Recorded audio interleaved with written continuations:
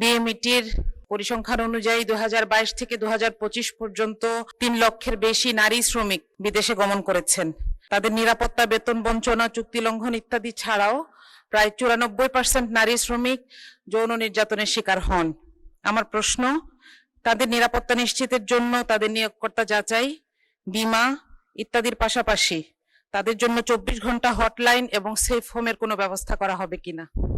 আমাদের বাংলাদেশ থেকে 16135 toll free একটি হটলাইন পরিচালনা করা হয়, যেটা দেশের বাইরে থেকেও আমাদের যে কোনো প্রবাসী যে কোনো সেবা কিংবা অসুবিধার কথা এখানে জানাতে পারবে। যদি তারা জানায়, আমরা এখান থেকে ওই ধরনের ব্যবস্থা নিয়ে থাকি। এছাড়া আমাদের বাইরের দূতাবাসগুলোর মাধ্যমেও তাদের সেবা দেওয়া হয়, এবং আগে অনেকগুলো দেশের সাথে আমাদের এমইউ ছিল না, এখন আমাদের বিভিন্ন দেশের সাথে এমইউ হচ্ছে, যার ফলে আমরা আমাদের শ্রমিকদের মর্যাদার প্রশ্নে কিংবা তাদের সোশ্যাল প্রোটেকশনের ক্ষেত্রে, কর্মক্ষেত্রে যদি তারা এই ধরনের হ্যারাসমেন্টের শিকার হয়, সেটা একটা প্রতিকার দাবি করতে পারি। সৌদি আরবে আমাদের দুটো সেফ হোম আছে।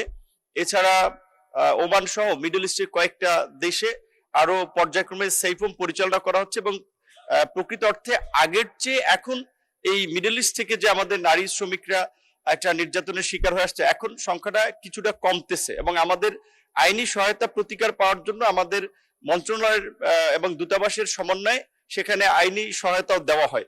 এবং আমাদের নারী শ্রমিকদের বিশেষ করে পাঠানোর ক্ষেত্রে এখন আমরা একটু বেশি কেয়ারফুল হচ্ছি, যে প্রকৃত অর্থে তারা যেখানে যাচ্ছে সেখানে কাজের পরিবেশ এবং আপনার আইএলও কিংবা আন্তর্জাতিক সংস্থার যে মানদণ্ড অনুযায়ী শ্রমিকরা তাদের সোশ্যাল প্রোটেকশন গুলো পাবে কিনা, সেগুলো এনশিওর করার পরে আমরা পাঠাচ্ছি।